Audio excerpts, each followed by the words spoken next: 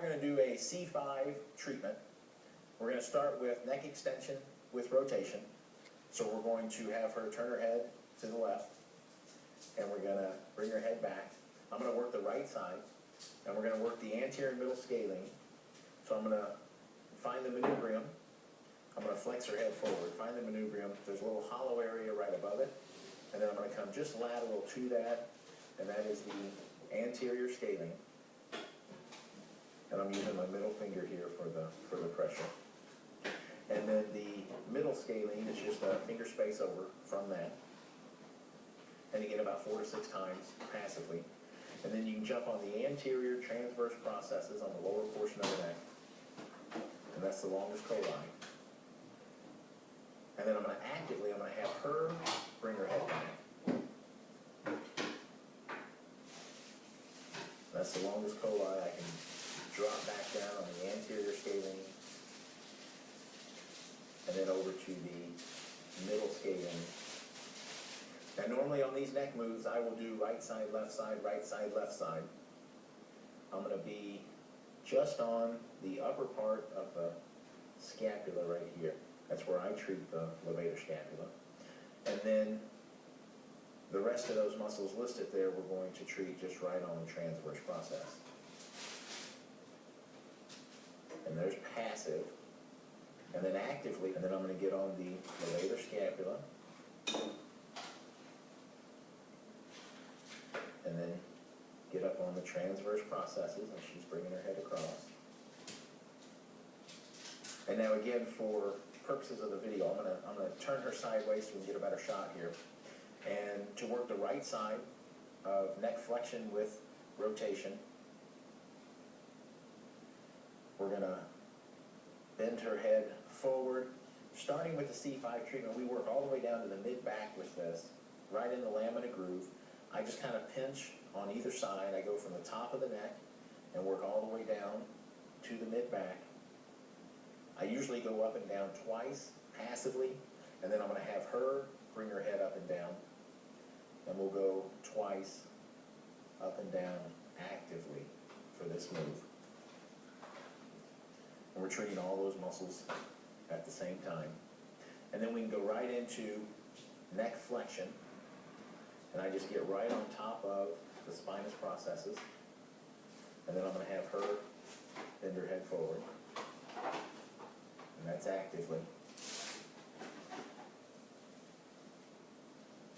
Now from here we can go right into posterior delt. So I'm going to put her, I'm going to work the left side for right now just for the purposes of the video. And I'm going to have her put her left hand on her right shoulder and then bring her, I grab her elbow and just kind of push it back, up and back.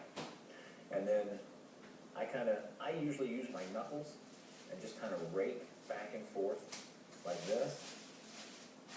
You can use your fingers if you want, like this, just all around the rhomboid area between the spine and the scapula. I've had people glide down like this. It's however you choose to treat any of these muscles. You can do it any way you want. And then also with this, we're going to do the posterior delt and work right around the posterior delt.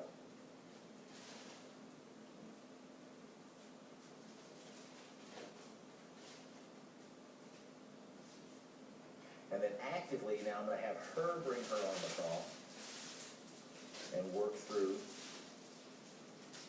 rhomboid major and minor. And then the posterior delt. And then we're going to turn the palm up and bring her arm across this way for the teres major. And the teres major is on the lower lateral third of the scapula. We're just going to bring that across. And then I'm going to have her bring her arm across.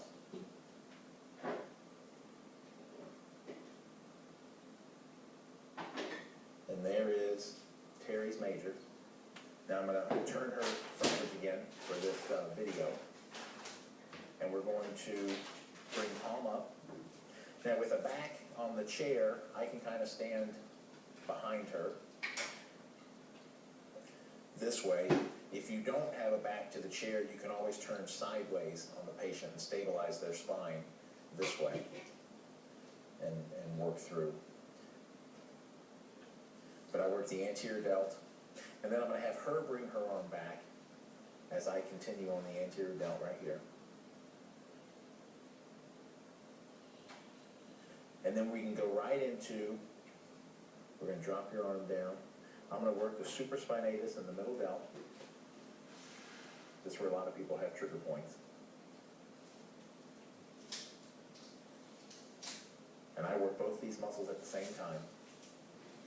Top hand's on the supraspinatus, and the other hand right here going over the middle delt. And then actively, what I have the patient do is I have them take their elbow and just lightly push it into their side. Just lightly bring it into their side and release, and in and release. And every time she brings it in, I'm going to push on these muscles, both at the same time again.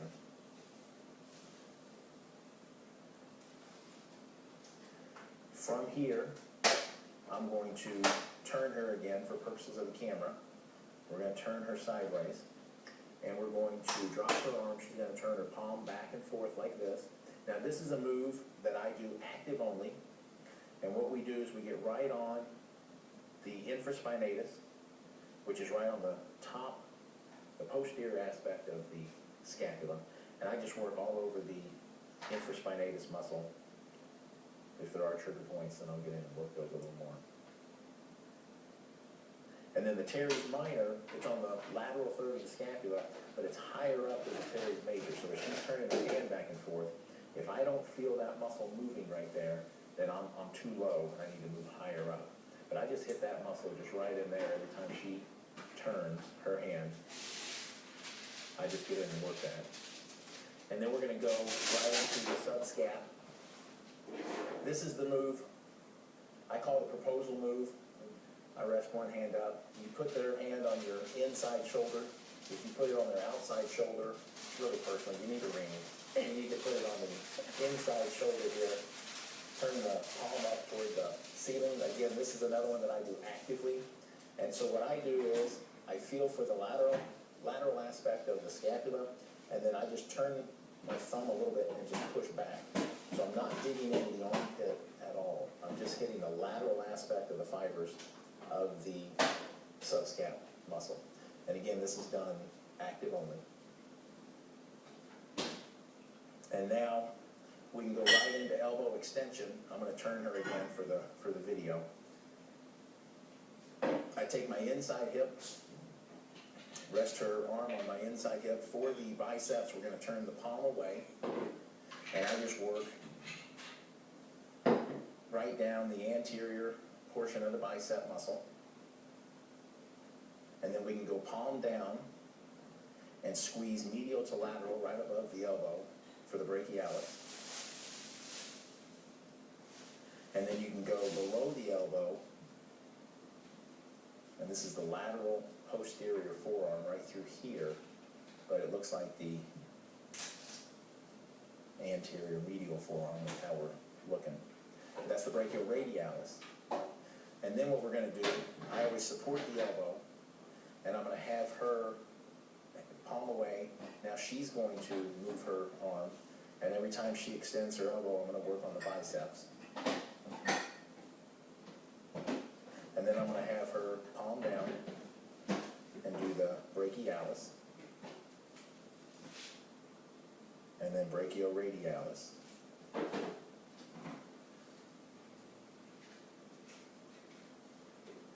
And now we can drop her arm down, and if she has her elbow bent, and I come right over the clavicle, you can get the subclavius muscle. We can shrug up and down, and up and down, and up and down, just like that. And then actively, what we do is I just tell her, you shrug your shoulder up and down, and I'm just going to push right in, right over the clavicle. And then I'm going to turn her sideways again, and we're going to do the serratus anterior move, where all I think about is bringing the scapula back towards the spine. I'm going to bring her arm back, I kind of grab around the elbow, and then bring back towards the spine. And then I use the flat part of my knuckles right here, and just push right in between the ribs, just like that. And I've had people work up and down this way and what have you. You can do it any way you like. Actively now what you can do is you can have the patient put their hand on their hip and just bring their elbow back, just like that. And then you can get in and work the serratus this way.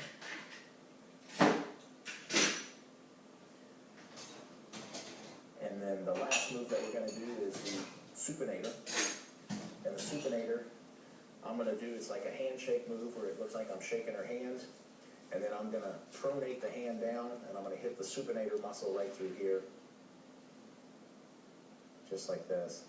And then actively, I'm going to tell her, you turn your hand up and down. And then I would do everything on the other side. And that would complete a C5 treatment.